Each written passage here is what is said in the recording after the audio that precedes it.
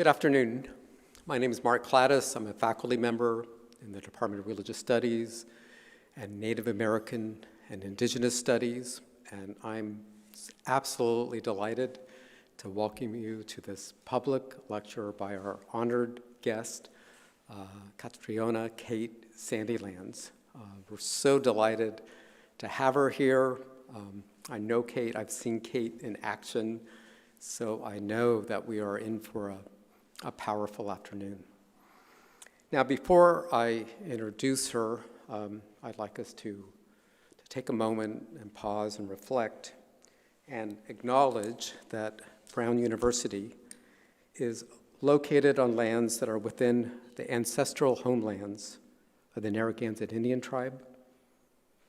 We acknowledge that beginning with colonization and continuing for centuries, the Narragansett Indian tribe have been dispossessed of most of their ancestral lands in Rhode Island by the actions of individuals and institutions. We acknowledge our responsibility to understand and respond to those actions. The Narragansett Indian tribe, whose ancestors stewarded these lands with great care, continues as a sovereign nation today. We commit to working together to honor our past and to build our future with truth and justice. I also wish to acknowledge that Brown University, Providence, Rhode Island profited from the slave trade and by various industries dependent on slavery. Thank you. Now, allow me to tell you just a little bit about the initiative Environmental Humanities at Brown. Our hope is that EHAB, Environmental Humanities at Brown, will increasingly become a vital intellectual community, a community focused on environmental learning, teaching, and research in the humanities, a community of faculty and staff, postdocs, graduates, undergraduates, and members of the local community, all working together to create something special, to create a community of friends and scholars. Our next event, by the way, that Environmental Humanities with the COGUT and with Native American Indigenous Studies, our next event will be Robin Kimmerer. She'll be here on November 3rd, so stay tuned for that. In any case, I encourage you to look at our website, the Environmental Humanities website. Come to our events. Thank you for being here this afternoon. And just count yourself in any way that you care to. And finally, I do want to say that Environmental Humanities at Brown, it's hosted by the COGUT, and they have just been wildly terrific. I mean, so supportive. We wouldn't exist without them, so we're truly grateful for all the support from the COGUT. Okay, now I have the pleasure and honor of introducing Professor Kate Sandilands. So the first time I met Kate was at the biannual conference of the European Association for the Study of Literature, Culture, and the Environment. The focus for this conference was the garden, ecological paradigms of space, history, and community. Kate was the keynote speaker, and she was mesmerizing. She captured, she moved, she informed our minds and our hearts. One of my initial thoughts as I was listening to her about 5 minutes into her presentation was, we've got to get her to Brown. That was in 2018. There's been a variety of delays, mainly due to COVID, but we're just so delighted, Kate, that you're here with us today. It almost didn't happen. She had to deal with a canceled flight this morning from Canada, but you're here, and we're so glad that you are. Kate is the author. Kate is a professor of Environmental Arts and Justice at York University. I didn't want to leave out that title because I love that title, Environmental Arts and Justice. Her research and teaching are in the environmental humanities, including environmental literatures and eco-criticism, queer multi-species and feminist ecologies, critical plant studies, and botanical biopolitics, public humanities, and creative writing practice. And we'll learn more about that tomorrow for those of you who will be in the workshop. She's the author of over 60 scholarly, popular, and creative works, and Austin, I think her work fits in all three of those categories. And she is the author and co-author of the following books: The Good-Natured Feminist, Ecofeminism and Democracy; This Elusive Land, Women in the Canadian Environment; Queer Ecologies; Rising Tides, Reflections for Climate-Changing Times; and the forthcoming Green Words, Green Worlds, Environmental Literatures and Politics. She is currently completing a book focused on the author Jane Rule, entitled A Very Queer Citizen, Jane Rule's Public Lives. And she's writing a series of literary nonfiction essays on urban botany and environmental history. Now, in addition to all that writing and teaching and working with graduate students, she also exemplifies service. Having, for example, served as president of one of my favorite organizations, the Association for the Study of Literature and the Environment. You might know it as ASLI. This afternoon, Kate brings to us Loving the Difficult, Scottish Broom, Plant Invasion, and the Botanical Politics of Decolonization. Won't you all please help me welcome Kate Sandilands. Thank you very much, Mark, for the lovely introduction. Thank you to the Kogut Institute for hosting me. I'm absolutely delighted to be here. I hope you enjoy this talk.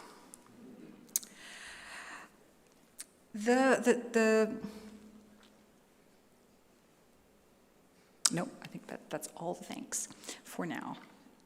So one thing that I'm not very good at is updating my bio online.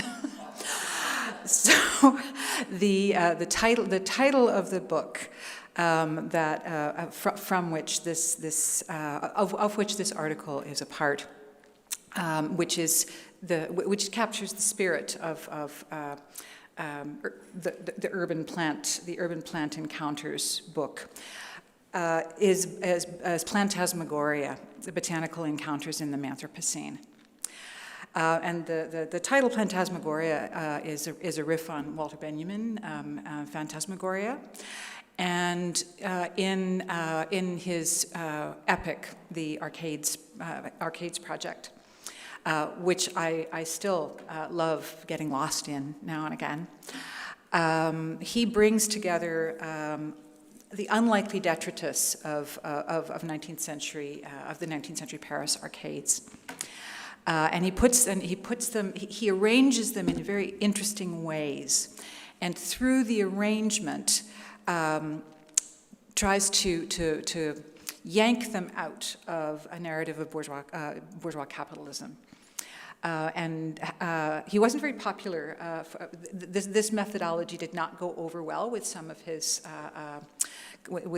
colleagues in the Frankfurt School, but I absolutely love the metaphor that these objects can be pulled out of their overdetermination by capital, and be allowed to tell different kinds of stories through their arrangement with one another. Hence, Plantasmagoria. I think we have There are many stories to be told about plants, and what I'm interested in doing is pulling some particular stories out of the swampy multiplicity of plant possibilities, and by putting them in juxtaposition, get allow us to think about vegetal life in a different way, allow us to think about capitalism in a different way, and particularly allow us to think about biopolitical relations in what I call the Manthropocene, from the perspective of diversely constellated plant-human relationships. So what stories do plants, this is actually the first in-person lecture I've given in quite some time, and my eyes have obviously deteriorated since the last one, so I'm just trying to figure out which, those glasses are much better, thank you.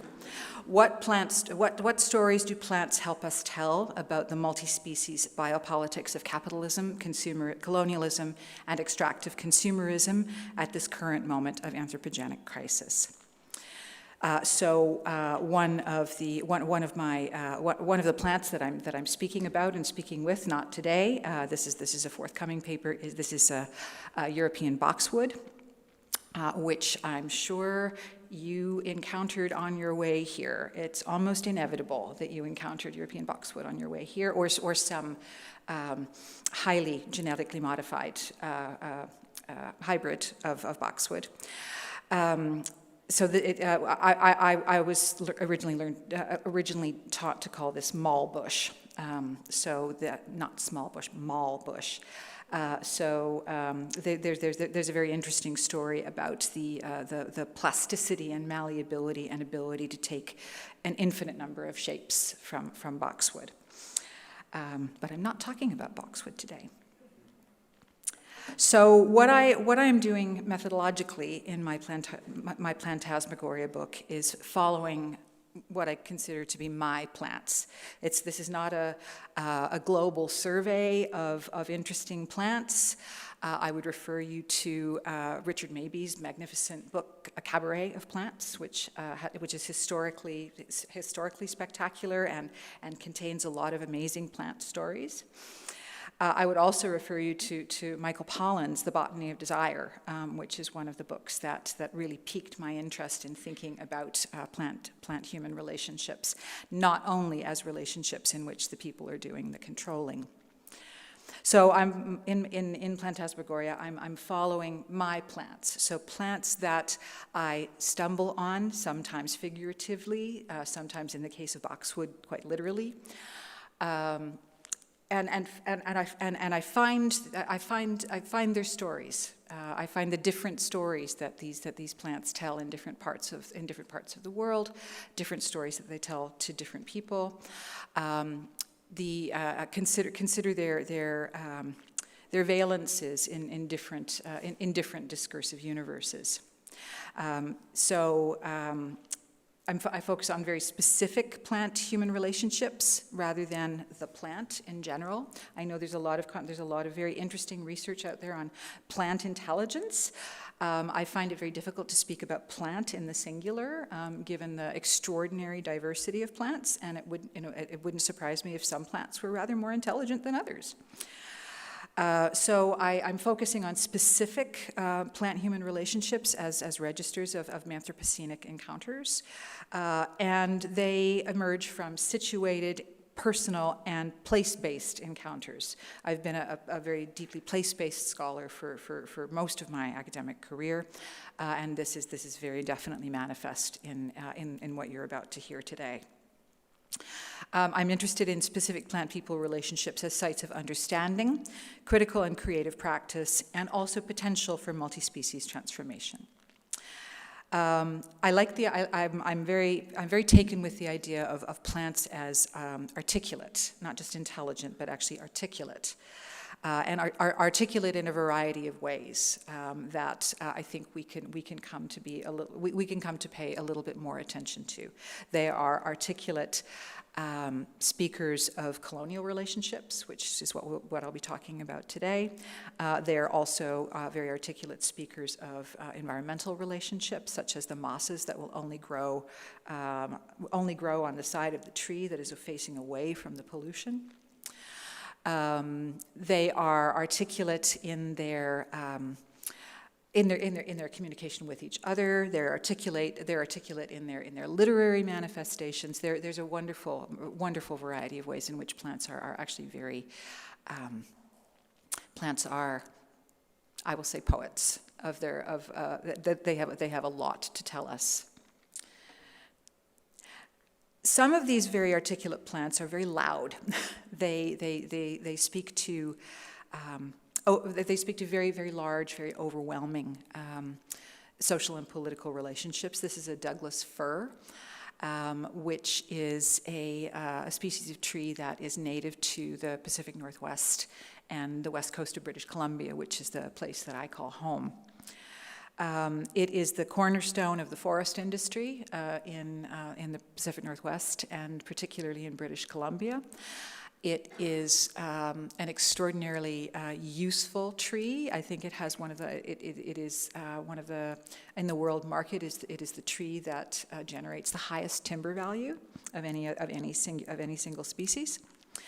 It grows tall, it grows straight. The grain is straight. It is a softwood, but it is actually very strong. It is low weight, and it is incredibly versatile. It is also, partly because they grow so phenomenally large, the Douglas firs are also they're charismatic megaflora, as we might call them. They have been the subject of large-scale anti-logging protests, particularly in the Pacific Northwest, in British Columbia, alongside their cohabitants in the States, redwoods in Canada, Western red cedar. So they've received, they're very mediagenic trees. They receive a lot of attention. They are also the protagonists in Suzanne Simard's amazing book, Finding the Mother Tree, in which Suzanne worked for the forest industry in the province of British Columbia, and in the process of doing so came to recognize that the dense mycorrhizal networks that connect the trees and create a community, create the forest as a community rather than as just a series of individual trees. Have folks encountered? So some, okay. So Douglas fir, they're Douglas firs that she's talking about. And the trees also, as I suggested, they grow.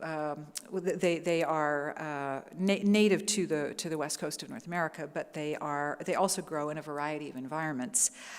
They're a very high yield commodity. They're adaptive. They're drought resistant. They're fire tolerant. So they're really ideal timber trees in the context of climate change. So they are frequently, they're actually one of the most prevalent plantation tree species in Europe, where they are considered invasive. So I've begun to write about Douglas firs, but I've come to understand that they're actually very loud. There are a lot of people talking about Douglas firs. The firs are very big and massive, and they really make their presence felt in public discourse in really interesting ways. I can't remember. I cannot remember if there are Douglas firs specifically in the Overstory, in Richard Powers' The Overstory. I think there must be, but I actually need to go back to that. There are Douglas firs in Michael Christie's book Greenwood, which I actually think I like better than The Overstory. But that might be because he's my neighbor.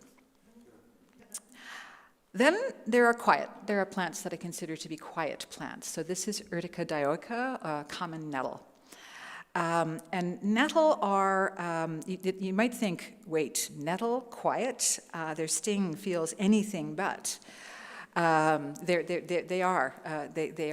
very prickly little creatures, obviously. There are many stories of people who fall into them and do not do very well for some time after having done so.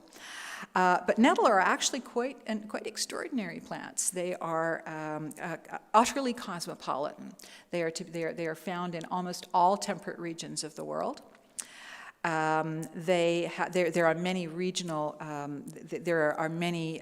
regional types and local subspecies, but they're all generally the same nettles. And they have a long and diverse history of relationships and uses all over the world, essentially. They are extraordinarily nutritious. They're considered, by their enthusiasts, they're considered a superfood. They are high in calcium, which is very unusual for a green. They are extraordinary antioxidants. I will attest that they're actually quite tasty. They have been used to make rope and fishing twine, and you can knit with nettle fiber. And they have medicinal qualities, and in many places spiritual qualities. The medicinal qualities include, counterintuitively, they're an anti-inflammatory. So the topical use of a nettle, which doesn't sound very pleasant, but it has been used and independently in many different parts of the world, it's been used as an anti-inflammatory and a way of easing the swelling of joints and muscles. Hans Christian Andersen's fairy tale is all about nettles. I won't go into it. It's quite a lovely story in which the protagonist knits. Her task is to knit nettle garments for her brothers who have been turned into swans. There is, on Galiano Island, about which you will hear more in a little bit, there is a much anticipated annual festival, or used to be annual and will be annual again, festival called Nettle Fest, which is really a celebration of all things nettle related, culminating in the largest community potluck of the year, in which everybody but everybody joyfully harvests nettles and brings an item of food that includes nettle to the potluck, where it is, of course, judged, and the top nettle chef of the year is chosen in various categories. They are also, I discovered, super hosts of insects and mollusks. So they simultaneously feed a multitude. They feed a multitude, including us, but that also includes an extraordinary variety of other species. So they really are extraordinarily generous, but very few people talk about them. So quiet plants, that's another one about which I am writing. Today, however, we are here to talk about Scotch broom, Cytisus scoparius, otherwise known as common broom, particularly if you are actually in Scotland, it's just called broom. In my world, on the west coast of Canada, it is a very, very, very loud plant. It is considered one of the most. It hasn't been formally registered as a noxious weed, but it is considered one of the top invasive species in the area. It is much quieter in other parts of the world. For example, in Scotland, where it is just sort of a little yellow part of the landscape. I've been to Scotland in the spring during broom growing time, and I've actually been hard pressed to find it. So this is one of these examples of whether or not it's actually appropriate to speak about a plant as invasive or a plant as behaving invasively in a particular set of conditions. I guess it's the same as, rather than calling your child bad, pointing out that they are behaving badly. It is it is part of the Genistae family, which also includes broom, lupin, gorse, and laburnum. Mostly, but not all, woody shrubs. So broom is a woody shrub. And an interesting little piece of history is that it was before Linnaean taxonomy called Plantagenista, which is the basis of the name Plantagenet. So it is actually the family crest of Henry II up to the end of the Plantagenet family. They wore broom.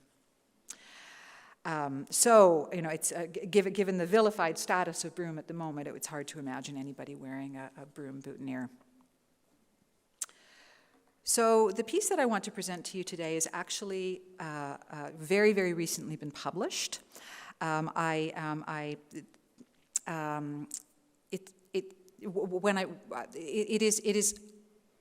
In this currently published form, it is on the way to becoming something else, to becoming part of the Plantasmagoria book. So I'm very interested in having a conversation about broom and in hearing writing this particular paper during COVID sort of deprived me of the opportunity to bring it to places and people and have conversations about it. So I'm doing it with your forgiveness. I'm doing it now, and when it becomes a chapter in the book, I would like to be able to to morph it and have it sort of fold in some of these developing conversations. Rather than explain what the paper is about before I give you the paper. I think I will just proceed. Oh, one thing I should say, it engages very significantly with the work of Australian environmental philosopher Deborah Bird Rose. Are folks familiar with Debbie's work? So I think she passed away, unfortunately, and the book Kin, Thinking with Deborah Bird Rose, is a tribute to her. So I would be very happy if you enjoyed this presentation, if you considered it sort of a gateway drug to actually reading the whole collection, which includes pieces by Anna Singh and Donna Haraway, as well as Tom Van Doren and Matthew Trulu and several other luminaries. And you'll see toward the end of the paper why I think Debbie's work is so particularly important for thinking about botanical colonialism. So with that preamble, I'm just going to go ahead. It is a bright, blue-skied morning in late May on Galiano Island. Galiano is one of the British Columbia southern Gulf Islands, located in the Salish Sea between the mainland and Vancouver Island. If you look at it on a map, it's the long, skinny one, northeast of the biggest one, Salt Spring. I'm standing about 2/3 of the way up a fair-sized hill on the northeast side of the island, looking northeast toward the Canadian mainland. There's a slight chop on the water. I'm glad that I'm wearing long sleeves, long pants, and boots. I can see the coastal mountains across the water. There's still some snow on the peaks.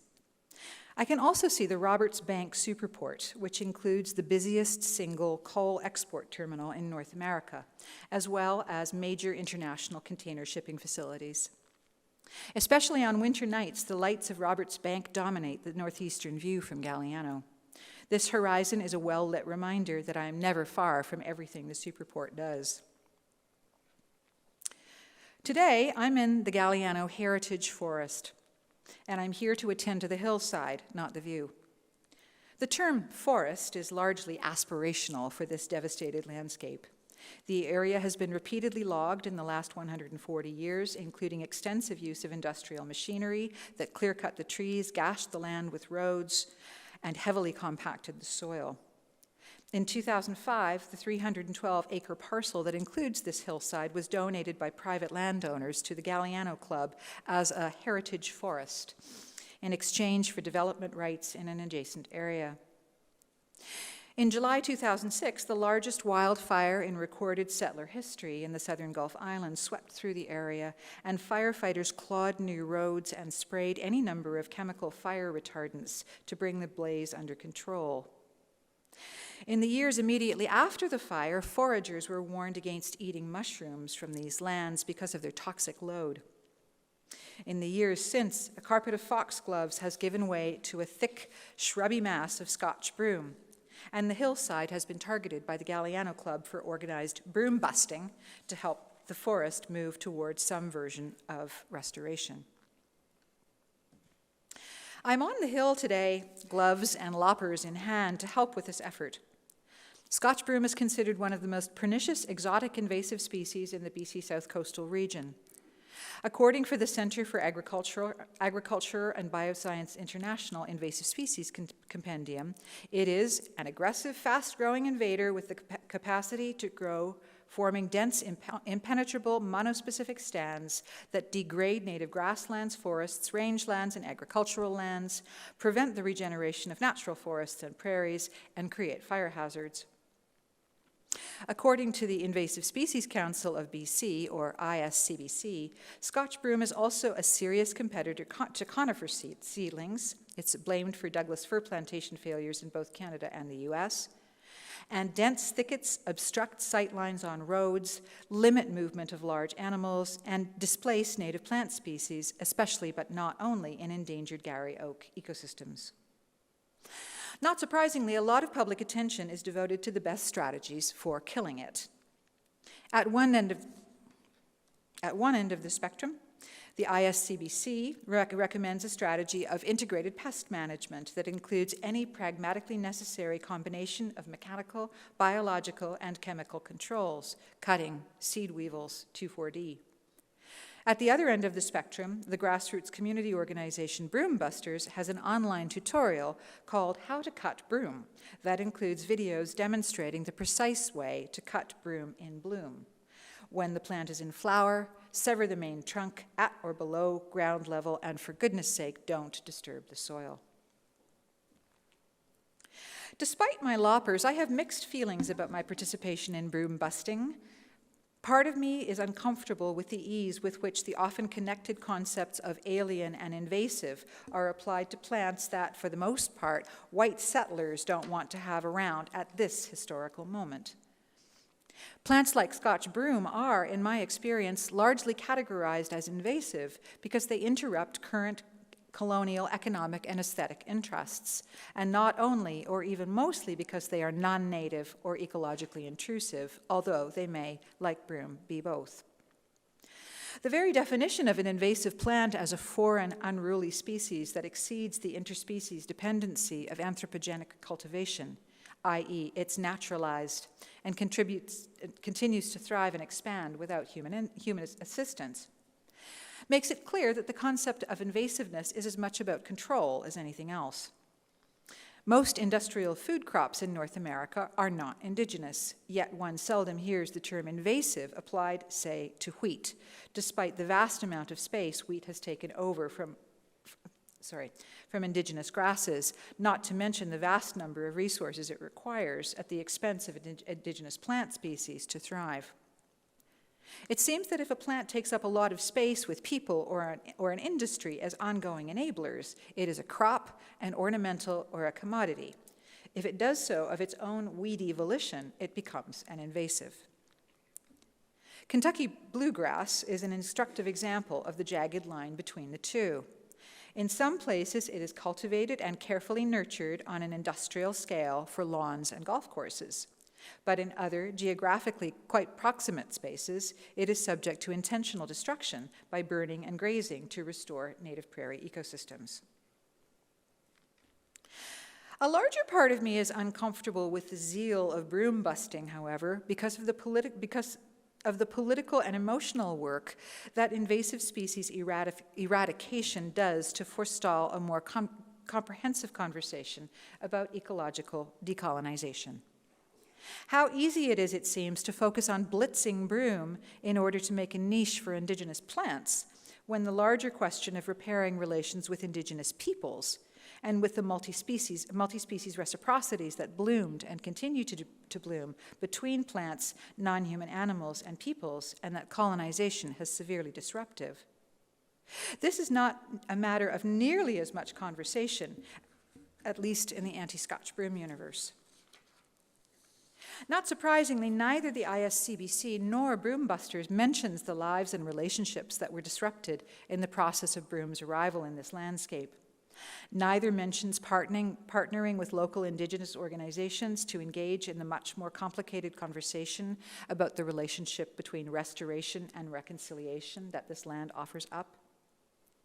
It's not that nobody on Galliano is doing this work, But if you were to create a Venn diagram of the community of settler colonists seriously working in partnership with Indigenous peoples toward reconciliation or decolonization on this unceded land, and the community of people involved in broom busting, the area of overlap between the two would be pretty darn small. Even a casual settler conversation about broom on this island brings to the fore the remarkably strong expressions of hatred toward the species. Stories about how prolifically it seeds, about how it is taking over spaces in which more desirable plants might grow, about how very hard it is to kill, about the need for constant vigilance. Given that I've publicly confessed the loppers, I have to underline that I think there is a real place in the thoughtful work of caring for the land for practices like speeding up processes of ecological succession by taking out some of the broom so that other species might have a bit more room to flourish, like the little Doug fir seedlings that are starting to pop up among the yellow bushes on the hill and that will eventually shade out and diminish the sun-loving broom. Contrast this practice to the fact that invasive species management is a multi-billion-dollar industry for companies like Bayer, which manufactures the popular glyphosate herbicide Roundup used in many invasive plant eradication campaigns. The problem is not the fact of intervention itself. It is rather the larger set of practices and understandings in which the intervention takes place, including questions of scale, technology, intention, relationship, attentiveness, respect, and, crucially, I think, context, both historical and ecological. Without underestimating the serious global role of invasive species in biodiversity loss, and without pretending that broom is just another plant in some kind of happily cosmopolitan local ecology, I ask, inspired by Deborah Bird Rose, what difference might it make to think about Scotch broom as a species with which we are, like it or not, rather literally entangled, rather than as a plant whose primary cultural existence is as an enemy to be eradicated as effectively as possible?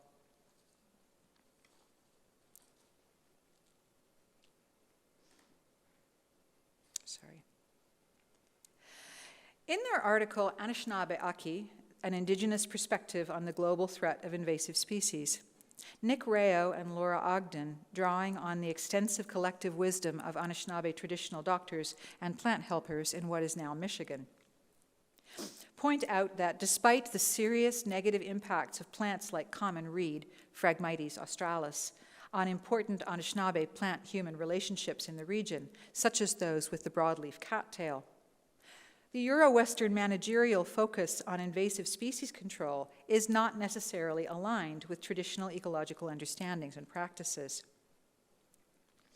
Beginning with the central Anishinaabe ethical concept of Aki, typically translated as earth in English, and encompassing a broad cosmological sense of the sacredness of place, they argue that three key elements of Anishinaabe ecological understanding provide an alternative perspective on plants and animals that are deemed typically invasive. First, all plants and animals are persons, kin, and members of extended families that include people. As such, our relations with them are steeped in ethical obligation, even if we don't fully understand the kinship relations in which they are enmeshed in their ecologies of origin, and even though we may not yet know how they will establish kin relations in their new situations. Second, all plants and animals have a purpose, and a key ethical imperative for human persons in novel ecologies involves developing patiently an understanding of the complex purposes that migrant animals and plants bring with them. There are fast and instrumental uses, e.g. catch crops in new locations without heed to local ecologies. And then there are generous and attentive relations, which involve developing a longer-term reflexive understanding of how new species might come to play an ongoing sustainable role in local ecologies. Finally, and perhaps most importantly, Rao and Ogden note that their Anishinaabe interlocutors are more concerned with invasive land ethics than they are with any one invasive species. As they write, Elements of this invasive land ethic include the imposition of Euro-American property ownership regimes, command and control forms of environmental management, and a worldview predicated on the separation of people from nature. In this view, it's much more important to think about the ways in which plant-human relationships have been organized according to settler capitalist imperatives than it is to focus on the behavior of a given species within these ongoing colonial regimes. To use Eve Tuck and Wayne Yang's language, exclusive focus on the plant's colonizing behavior is a kind of settler move to innocence, in which the key problems, disruptive and dispossessive settler-colonial property relations and accompanying Euro-Western environmental understandings, are ignored, as settlers focus on trying to make the land look like it was never disturbed, primarily by taking away a symptom rather than addressing the larger cause. This is an off-broom example in Toronto, in the largest Toronto park, which is called High Park. There is a pond called Grenadier Pond that has been very badly impacted by Phragmites. And there's an Indigenous stewardship circle who are asserting their right to be the stewards of High Park as part of their ancestral lands. It is, for a variety of reasons, a very culturally important place. And they are, the Indigenous Stewardship Circle has come to loggerheads with the City of Toronto about their integrated pest management campaigns to use glyphosates, almost exclusively glyphosate herbicides to get rid of the Phragmites, which is actually extremely difficult to get rid of. So the stewardship circle, very similarly to the argument, they're putting into practice the argument that Rayo and Ogden are arguing, which is saying that no, we need to stand back and wait and think about applying a different set of principles to this situation rather than focusing on getting rid of the Phragmites, because the Phragmites themselves are not the cause of the problem.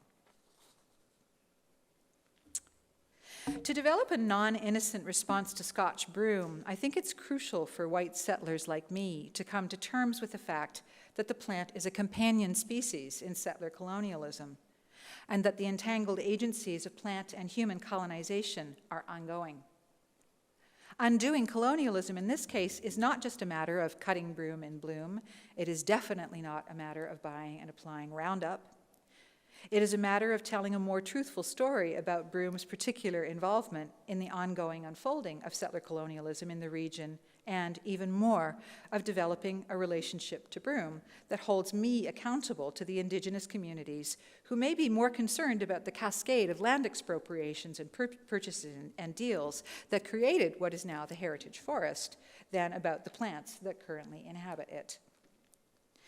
As a settler scholar, I think that one of the most important things I can do is to help remember how settler colonialism has brought Scotch broom to BC, as part of the imposition of an invasive land ethic on this place, and to thus develop an understanding of the very particular entanglements in which we find ourselves with this plant at this moment.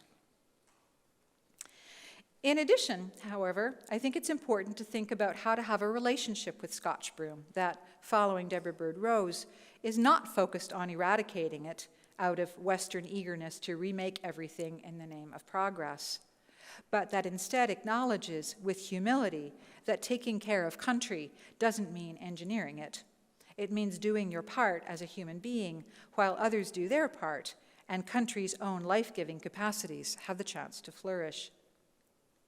I see Scotch broom following Rose, Rayo, and Ogden, and of course Robin Kimmerer, for whom I'm utterly stoked to be the warm-up band, as a being with whom we have little choice but to coexist on this island at this historical moment.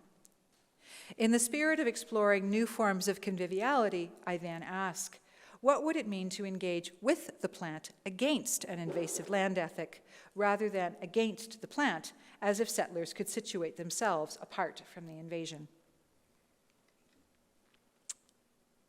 There are scores of fact sheets, lists of tips, and other easily accessed sources of official and semi-official information on Scotch broom available online. Perhaps because almost all these sources are almost entirely geared to disseminating best killing practices, there is a striking similarity in the rhetoric they employ to describe the nature of the plant's impact on local ecosystems.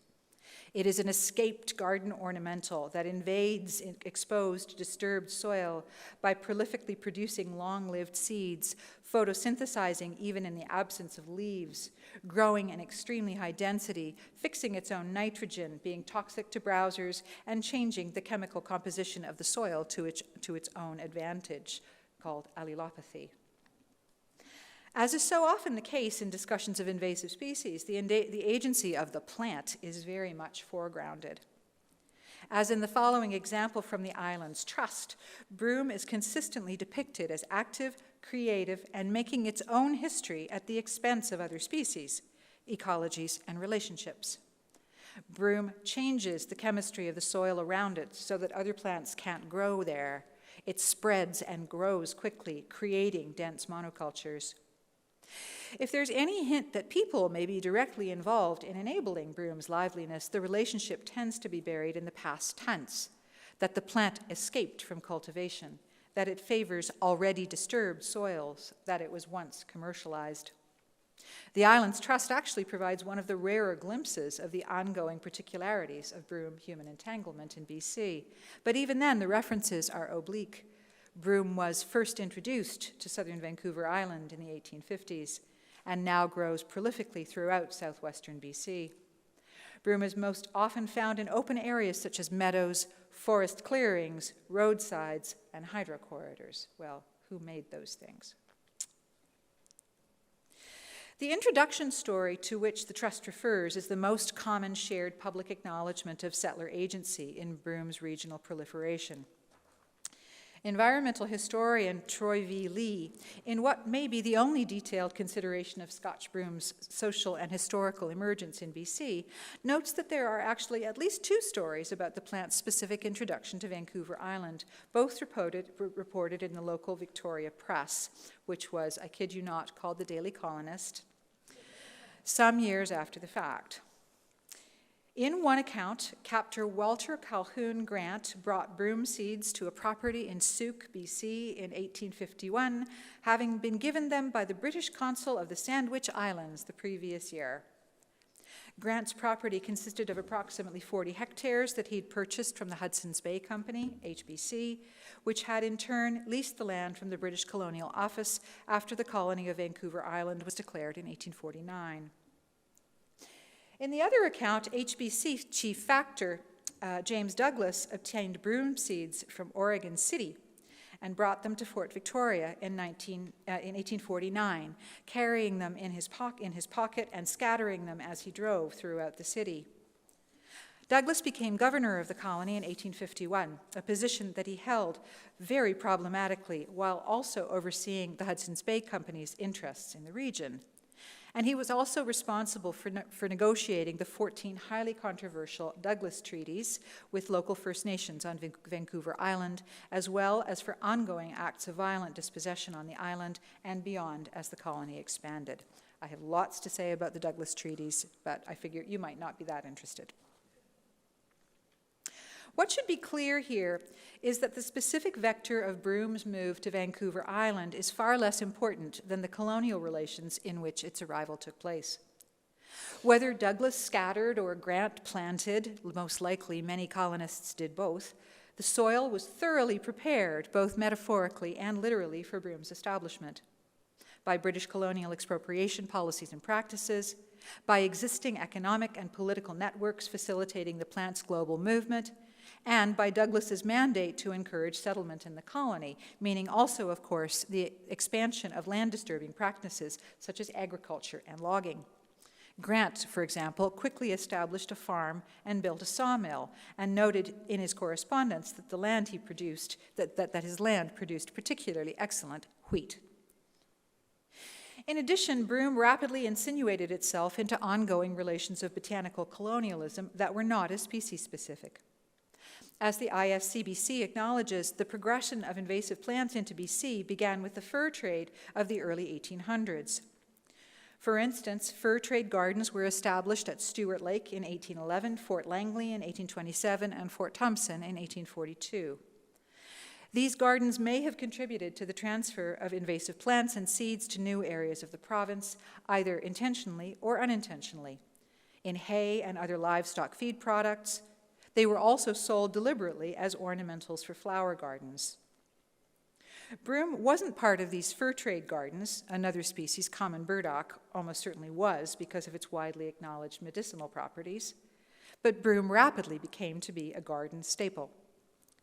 For some combination of aesthetic, utilitarian, and sentimental reasons, British colonists liked to have it around, and Scotch broom became a highly desirable botanical commodity. Lee notes that it was widely available both globally and locally. It was advertised for sale in Upper Canada's first nursery catalogue. Kew Gardens in London sold seeds on order to select individuals, and local Victoria nurseries probably stocked it as well. By the end of the 19th century, broom was an established part of the colonial infrastructure of BC.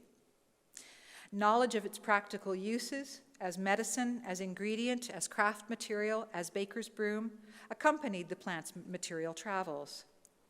More importantly, however, broom's aesthetic presence naturalized the British colony. The city of Victoria, ablaze in European yellows every spring, could appear as organic as the broom lining its roads, an observation often made by turn-of-the-century observers. Charles St. Barbe, in a wide-ranging 1911 commentary on Victoria's Beacon Hill Park, a designation that was imposed on important Indigenous-owned and fire-cultivated camas meadows, noted that the park should focus on, I love this, he noted that the park should focus on acquiring a collection of all the animals and birds indigenous to British Columbia, and also, without a hint of irony, that the park's eponymous hill was the glory of the place, acres and acres of broom that in spring and early summer are a blaze of gold. Scotch broom is not, however, simply an escaped ornamental. Lee suggests that its seeds may have been carried to the region in ships' ballasts, and the ISCBC notes that it was also used in fresh-cut bundles to package cases of imported whiskey for gold camps across California and northward into BC. Although these introductions aren't confirmed, the evidence is incontrovertible that one of broom's other more practical uses further amplified its role in colonial development. It is an excellent ground stabilizer, precisely because it grows so enthusiastically in disturbed, loose, open soils such as sand dunes, road embankments, and utility corridors. The ISCBC suggests that it was for this reason, that this was the reason why Grant experimented with the plant, not because he was a Scotch sentimentalist. As a matter of more certainty, as late as 1991, the USDA listed Scotch broom as a recommended woody shrub for sand dune stabilization along the Pacific Northwest coast. Most importantly for this essay, however, broom was actively planted starting in the late 1940s in several BC Hydro and Ministry of Transportation and Highways slope stabilization projects along the south coast. The shrubs simultaneously held together industrially disturbed soils and supposedly beautified roads and utility corridors. Even long after broom was no longer the plant of choice for infrastructural expansion projects, BC Hydro now considers it a vegetative pest. The Ministry of Transportation and Highways avoided mowing or removing broom where it had become established naturally along highways and roads on the south coast. Like many plants that are now considered invasive because they thrive in disturbed areas, precisely this quality made broom a favored botanical ally for capitalist extractive and development projects at an earlier stage in the province's colonial history. Scotch broom very literally helped to solidify the expansion and resourcing of colonial modernity. Moreover, it continues to do so.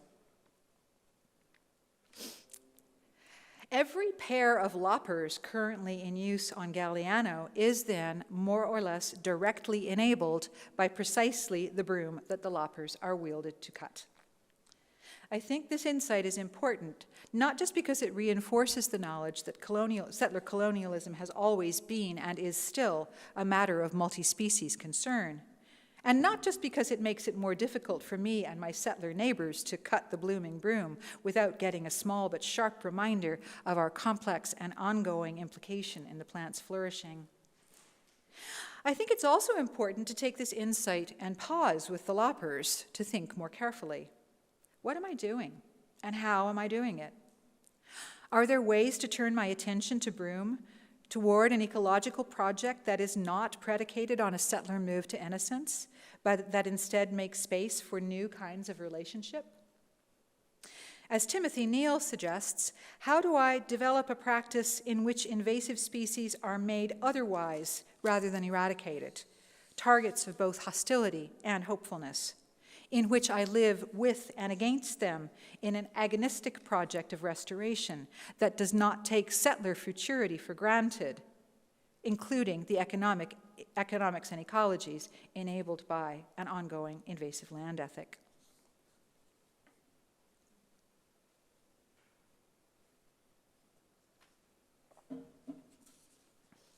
Perhaps appropriately for a work that is located on Galliano Island, my title, Loving the Difficult, is taken from a posthumously published essay by Jane Rule, one of the island's most famous settlers, about whom I will be speaking a lot more tomorrow.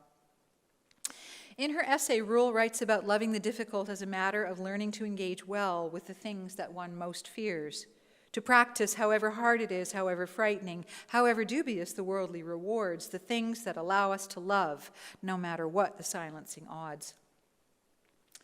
As Robin Kimmerer reminds us, although invasive plants are signs of relations gone very, very wrong,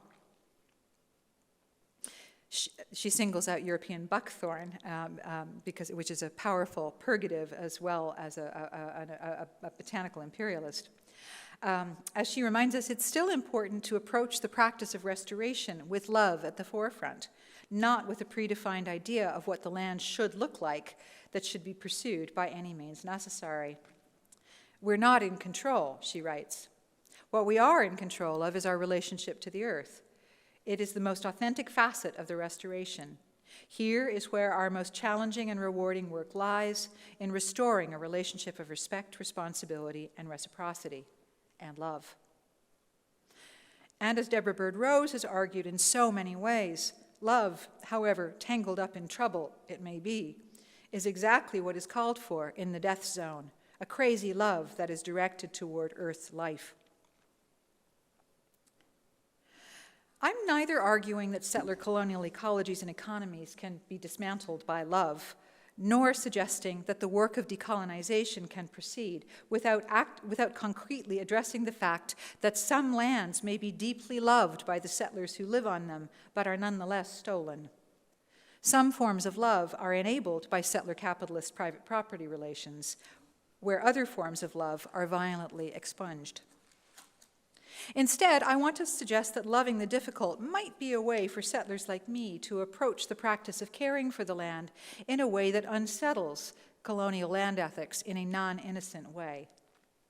This non-innocence begins in a place of reciprocity and respect rather than control and erasure, and understands the restoration, or perhaps, as Mark has recently taught me to think differently, the renovation of relationship to lands, plants, and animals as an element of the larger and more difficult work of relinquishing settler futurity that decolonization requires. This includes both direct repatriation of lands and large-scale disruption of the narratives in which settlers continue to imagine that our inhabitations of places like Galliano is something that can be made right without the leadership of Indigenous peoples. Scotch broom is a powerful accomplice in the work of botanical colonialism, to be sure, But rather than focusing on eradicating the plant, trying to erase its history, I wonder what it would mean to work with broom as a way of beginning to practice relations that acknowledge its role in ongoing colonialism, but that also, in the spirit of Indigenous environmental ethics, are articulated by Kimmerer, Rao, and others, to try to turn its unwanted presence to an ecological futurity that focuses on displacing invasive land ethics rather than only on displacing broom.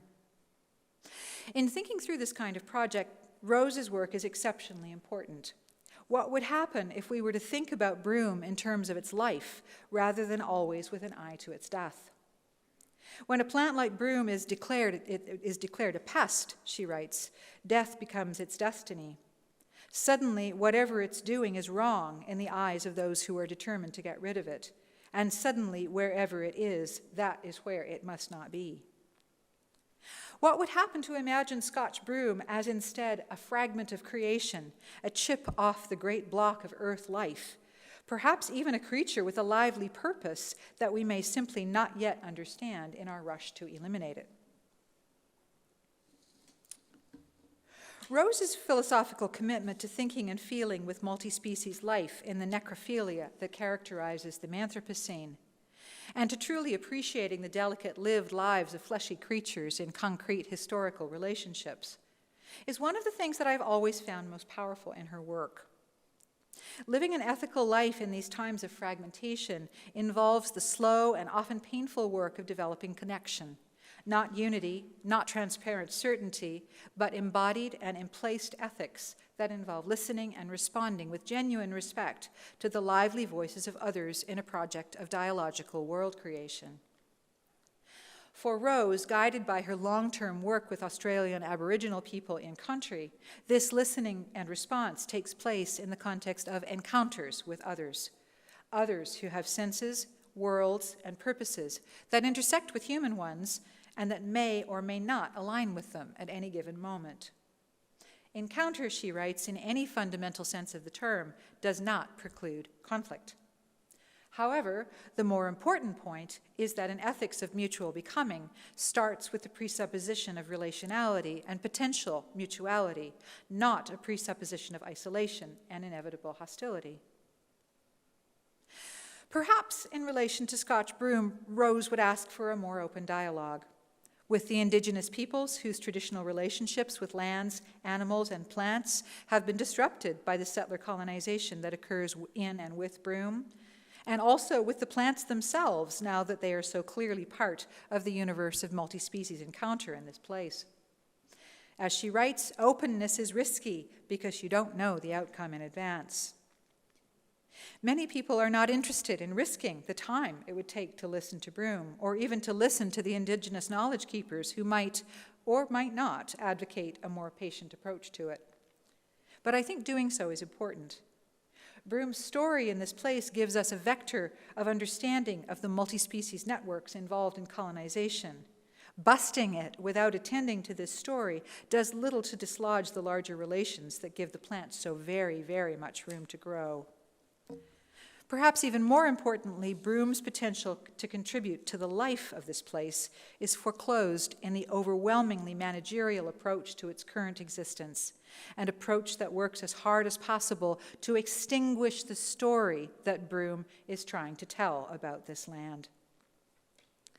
As Rose writes, a slow, situated, dialogical approach to ecological conversation with and about broom may be a way of bringing together settler with Indigenous ethical traditions in a manner that requires that settlers acknowledge and understand our particular and harshly situated presence on the land, at the same time as we explore shared possibilities for taking care of all we can in this time of crisis. Might Scotch broom, understood away from settler fantasies of harmony, be part of these multi-species dialogues, contributing to futurities that do not reinforce narratives of settler naturalization? Might the plant be part of unsettling futurities of the place, against settler desires for a particular native botanical pantheon? This is a complicated question, but it deserves to be asked. Is it possible for broom to participate in a healing, decolonizing futurity? Although broom has not perhaps been around in this region for long enough to make known its longer-term ecological effects, it will, in all likelihood, eventually be shaded out by the Douglas firs in many places. Even its detractors acknowledge that one of its great short-term abilities is its capacity to fix nitrogen in very poor soils. It also seems, without getting into soil chemistry, it also seems to have some other slightly less positive effects, including leaching inorganic phosphates from the soil, and there's also the allelopathic release of alkaloids. So it is actually, broom is not necessarily, I've also seen broom referred to as a landscape healer, and I'm not willing to go there either. I think its effect on soil is actually quite complicated. I've lost my place. Even as this capacity to fix nitrogen changes the soil and changes the ecological and cultural relations that grow in the soil, which probably isn't desirable in places that, for example, continue to support indigenous plant-human relationships, such as camas meadows, it may offer a clue to its potential contribution to devastated places like the heritage forest. One study from New Zealand suggests that broom may play a constructive role in emerging dryland ecologies. Here, indigenous species planted underneath the existing canopy of broom bushes did better than the ones planted in places where broom had been mechanically or chemically managed, although this may be mostly about soil disturbance, which hand cutting is intended to minimize. Still, the result does indicate that killing broom by any means necessary may, in some cases, do more harm than good. Another study goes even further. Mulched broom, presumably cut before seeding, subjected to 6 weeks of vermicomposting, produced high-quality, nitrogen-rich organic fertilizer in which broom's phytotoxicity was almost completely degraded. Again, making use of this entangled broom, worm, human technology may not be a great idea everywhere. Of course, the worms are also colonial species, particularly in that part of the world. But the study does suggest that broom may be able, if we turn to it, with more loving desire to hear what it has to contribute, it may play a role in healing some of the highly disturbed landscapes that it favors. I'm going to skip that. That's about, there are, I'm just looking at the time, there are people who are very interested in looking at, well, I guess I'm not skipping it, people who are very interested in looking at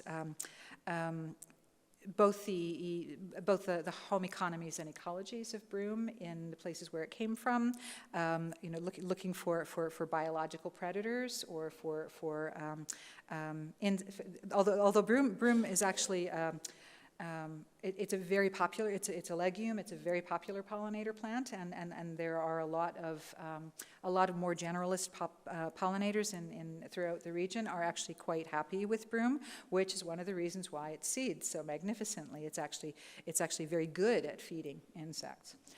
But there are folks who are looking at biological controls as a way of thinking about carefully, sort of creating a different novel, a broom-based novel ecology.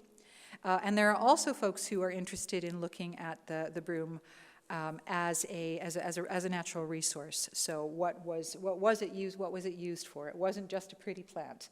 And there's a whole variety of options, including brooms, basket work, thatching, fencing, fiber, dye, beer flavoring, directions for decoction for dropsy, unguent for gout. It's a diuretic, a cathartic, and a circulatory tonic.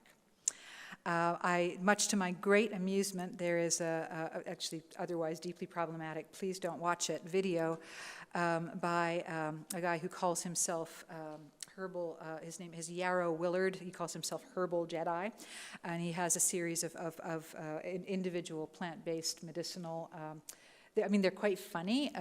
He's like this total West Coast hippie dude, and he sort of gives a little informal humorous lecture on the various properties of these plants, and he has one on broom, and although I think he has a completely, he gets the idea of colonization completely wrong, and he's one of the people that thinks about broom as this sort of magical land healer. He does say something that I think is quite profound. Like I said, the plant grows in these wastelands. I think it's a valuable resource. I think it has something to teach us, not just in its medicinal value, but also how it shows up in the land and cultivates these new soils and these new terrains. So I am beginning to see, and much to my delight, I am beginning to see a movement in the discourse away from the infinite killability of broom, at least toward an understanding of the potential utility of broom, which means that it's a commodity rather than a waste product, which doesn't exactly get us out of capitalism, but at least it's moving somewhere. Sorry, I've completely lost it now. I think about this as I work in the heritage forest, carefully cutting and trying not to pull or otherwise disturb the soil any more than it already has been. I've told a lot of people my thoughts about our complicit entanglements with broom and my hopes for a longer, slower conversation that includes the possibility of loving the difficult. This practice is met with a variety of responses ranging from genuine interest to overt hostility. I've been called broom lover. This practice, there are people on Galiana who are looking at the cultures of the places of broom's origins to guide experiments into its potential medicinal uses for the plant. There are people who graze goats on it. I am in constant awe of Hircine digestive powers. And then there are probably people who furtively and illegally apply Roundup to the stumps of the shrub they've just cut by chainsaw. I think the ubiquity, agency, and visibility of broom nominates it as a superlative species with which to begin a dialogue about botanical colonialism and about multi-species futurities, led by the indigenous peoples whose unceded territories are the lands about which we are all talking. This conversation will, however, require a willingness on the part of settlers to displace the invasive land ethic that currently animates and organizes so much broom busting, property, separation, control, killing, in favor of a more generous and respectful openness. Thank you.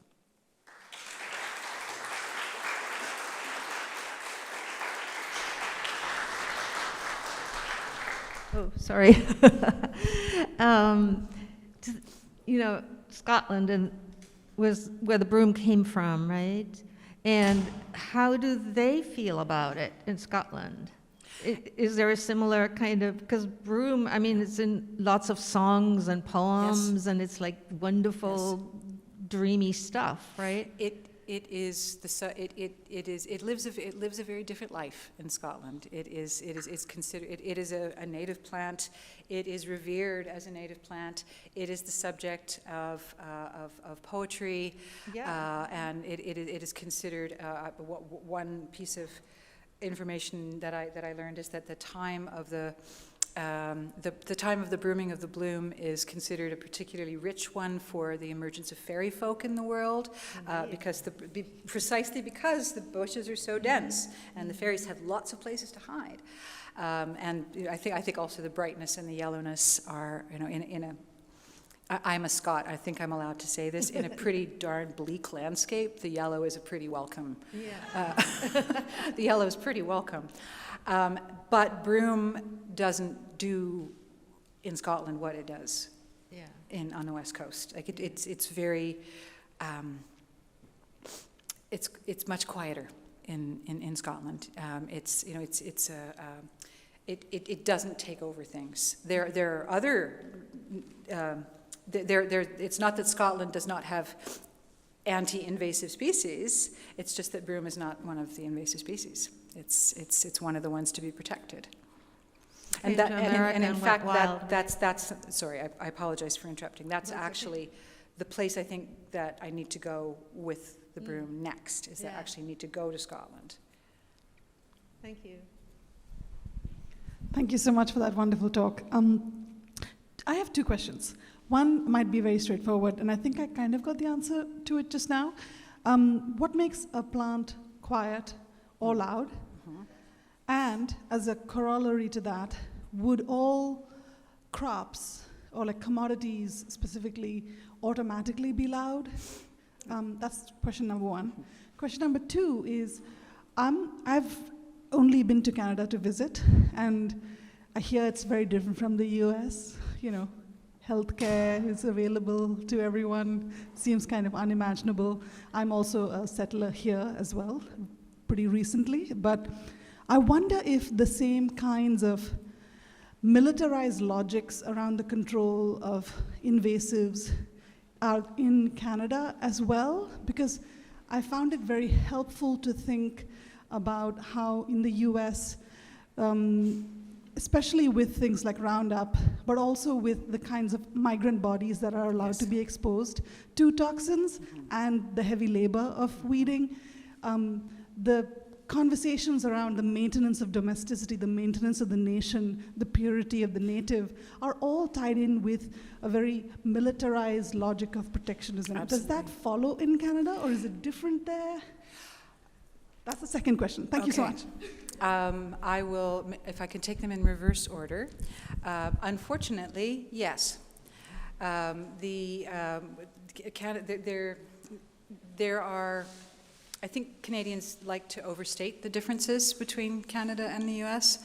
And although there are some important differences like universal health care, because we are, as one former prime minister put it, in bed with the elephant, the U.S. rhetorics, a lot of U.S.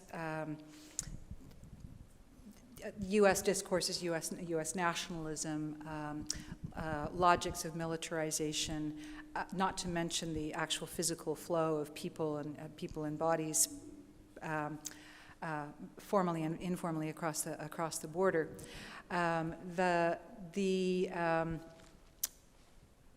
The logic around the need to police the purity of the species pantheon that makes up the indigenous, the pure nation, is absolutely in place in Canada. I would have to think more about whether there are particular, if there's a particular British inflection, and I'm not necessarily able to answer that question as decisively about French-speaking Canada.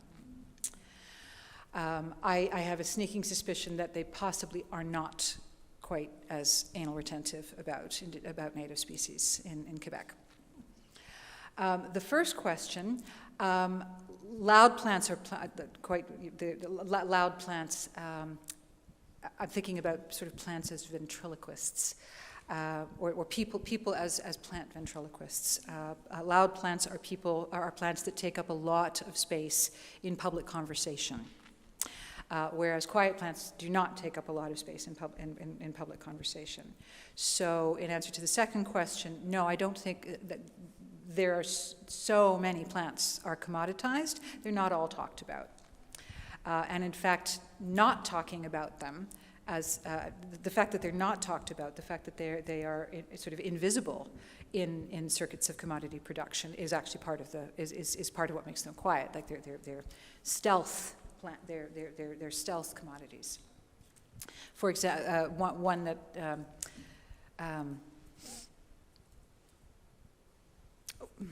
No, I won't go there. I was going to talk about potatoes, but that's a very, very, very long story. So, but potatoes are often no longer marketed as plants. They're marketed as starch. Yeah. Yeah. This is not my field at all, and so I have a question that maybe you can educate me about. In your talk, there's also the term naturalized. And I noticed that that term wasn't used often as you were speaking. And so I wonder, in terms of settler-colonialist, indigenous ways of viewing plants, where that term sits. That's a very interesting question. Biologically, the term naturalized refers to a species that is capable of a species that comes from somewhere else that is capable of surviving on its own without human help. Now that I think that's actually a much fuzzier line than some biologists. Like, what do you mean by help? Would be quite a large question, and I would argue that broom has had a lot of help and continues to have a lot of help. But the idea of white settlers as I think in a way the anti-broom rhetoric is a way of I would actually say that the term I did use in the paper was a settler move to innocence, and that the idea of restoring. There are a lot of native plant activists who I love and respect and do really interesting work, really interesting decolonizing work alongside their advocacy for native plants. But in some versions of the native plant universe, the rush to garden only with native plants is actually a way of naturalizing the settler presence. So the settler can, like, if I restore my garden to all of these native plants, I can pretend that that I am actually good for this landscape. I have actually created the conditions in which my history has not had an impact. So that's what I mean by settler move to innocence. So you as a person are naturalized? Yes. Yes, you're naturalizing yourself. Right. Yeah. So I don't think native plants are bad. I do garden with native plants, but I don't in any way consider that to be decolonization on its own. Oftentimes the way that so-called invasive species are talked about here is that once they establish themselves on a patch of ground, it's like that's it. There's no talk about whether or how they might be succeeded by other plants over time, that the bloom might, sort of draw back a little bit and make room for other plants. And I'm just wondering if in BC, if there are instances where, some place has been taken over, quote unquote, by Scotch broom, and then over time, that assemblage of plants will shift on its own, so to speak. The language is so tricky. I keep putting things in quotes. I understand. Yeah. Not yet. Scotch in the sort of the in terms of botanical time, broom hasn't been around for very long, 150 years, and in a lot of the like, for example, that picture of the hydro corridor, that's maybe 70, 75 years old. So it hasn't been, like, it is just, I think, optimistically, I think broom is sort of reaching its peak, is coming to reach its peak broom moment. But you can already see in the heritage forest, which was burned in 2006, and then it was foxgloves, which are actually often one of the first species, which are also exotics. Then it was foxgloves, then it was broom, and now you can see the little fir seedlings growing up. So once the fir seedlings get to the point of creating shade, which 50 or 75 years, once the forest starts to look like a forest again, the broom will start to die out because they do not like shade. They will grow in shade, but far less successfully, and Yeah, so that the process of succession is not, is visible, but broom has not reached its peak yet.